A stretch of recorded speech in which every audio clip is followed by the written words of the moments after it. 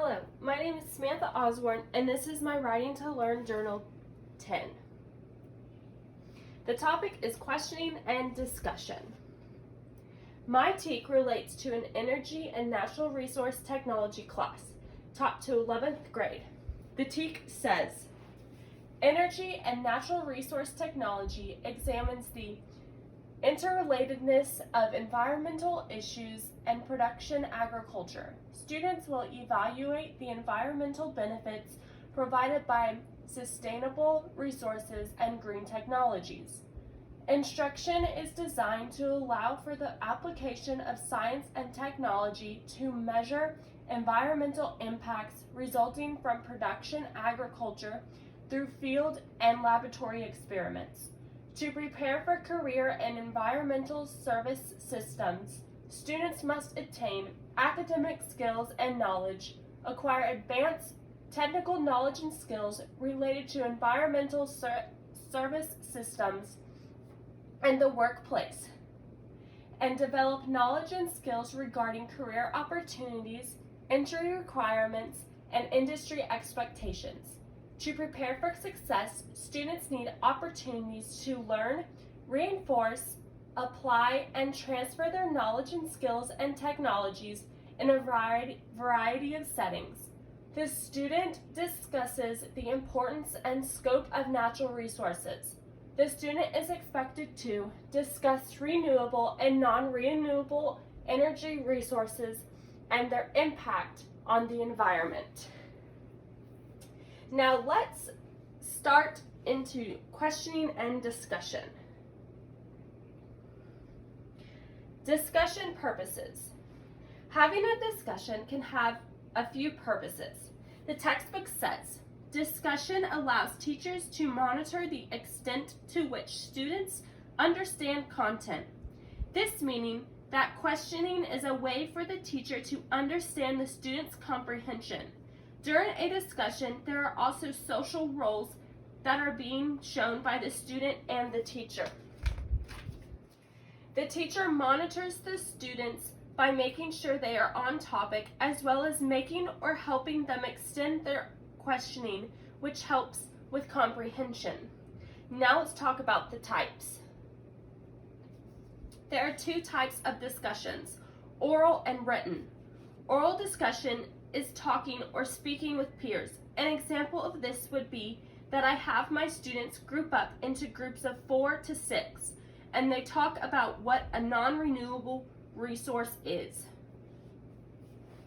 Written discussion is students writing, and this could be my students answering in their own words on paper, how can a renewable resource help our environment? They do not discuss with anyone else. They only write. Now let's talk about the teacher. Teacher-led discussions. The teacher is supposed to plan the discussion, meaning they make decisions about the discussion. First, the teacher decides how to introduce the discussion. For example, a discussion about what are renewable and non-renewable resources can happen after the teacher gave a presentation on the type of resources. It could be a recap discussion. Second, the teacher decides where to depart from the guide. This means the teacher decides when to move away from the guide because students are comprehending the information and can set away from the guide laid out with questions. Third, the teacher decides whom to ask, meaning who will the teacher ask a question to? The teacher looks at who to ask a certain question to. For instance, if I had a student who is just starting to understand the basic information about what a renewable and non-renewable resource are, I would ask them to give me 3 examples of each. If I had a student who has been comprehending information fast and knows what we are discussing or learning, I could ask them, what makes a non-renewable resource bad for our environment? As a teacher, it's important to know which students are doing really well and are advancing quicker than others, because those students can help the others who are struggling. Also, I would not want a student to feel uncomfortable because they do not know the information. The last step for planning is deciding on effective closure. This meaning, how will the discussion come to an end? A teacher also conducts the discussion, and a few things to keep in mind when conducting the demonstration is first, students' involvement. You want the student to be participating and engaged in the discussion. If the students don't participate, then what's the point? Make the discussion interesting for the students. Second, timing and questioning. Give the students time to answer and time to process the information. Also, give time when an answer is incorrect. The wait time helps students know that they are not correct, but another student can help get them on track. Third and fourth, responding to incorrect and correct answers. No matter what, when a student gives an answer, there should always be some type of feedback.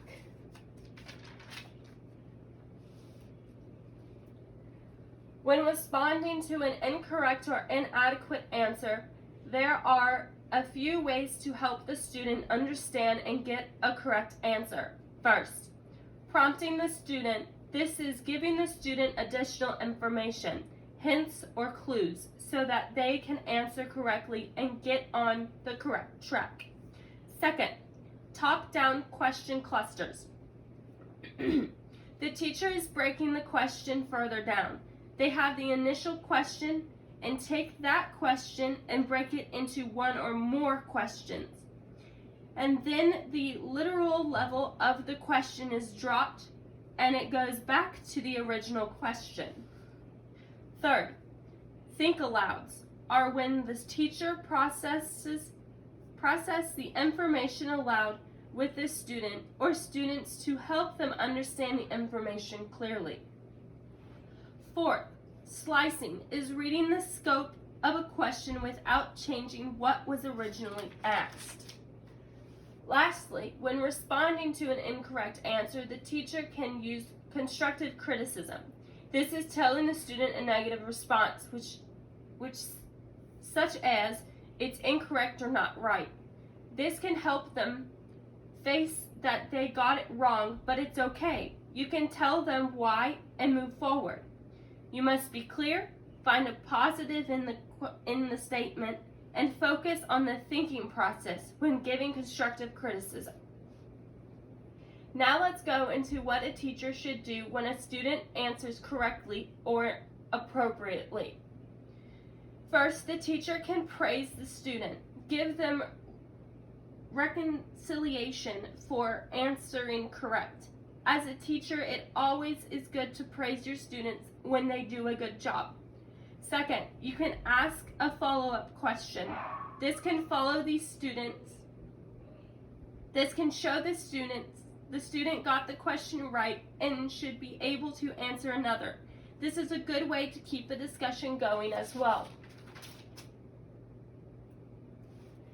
Now let's talk about alternatives to teacher-led discussions. First, social content of discussions can be the social relationship that students have inside and outside the classroom. For instance, some students will make decisions because of their parents, and that can lead them to how they answer a discussion question. Second, student-generated questions is students generating or making questions from their thoughts and bringing them to the discussion. Third, request is reciprocal questioning. This is where the students create a list of questions and then the teacher answers them. For instance, my students would ask me a question about renewable or non-renewable resources and I would answer. Fourth, cooperative learning revisited. This is where students can be grouped, and within their group they read a section and are responsible for a part and the discussion with their group. Fifth, strategies for controversy, and misinformation. This is what to do when a student is misinformed. The thinking rule is when a teacher must take clear guidelines from the discussion if it is a sensitive topic. Stimulation is when a discussion becomes heated and or intense. The teacher helps to press the situation and keeps the students on topic. Lastly, the thinking hat. This is the teacher assigning each student a hat, which is giving the student a perspective to represent. For example, the red hat is emotional and intuitive thinking, while green is creative and innovative thinking. This moves us into writing. Discussion in writing can be when a student answers a discussion question in their personal journal. The journal is private and no one will read it. This is called dialogue journal. Other approaches to written discussions are anonymous questions, meaning the students submit questions and no one will know whose question is whose. Next is question to outsiders. And this is when students question those not in the classroom, such as an author or a local individual with expertise in an area. An example of this would be if my student asked questions about non-renewable resources to a plant worker. And lastly, student self-questioning is students responding to questions created by students. This concludes my Writing to Learn Journal 10. Thank you.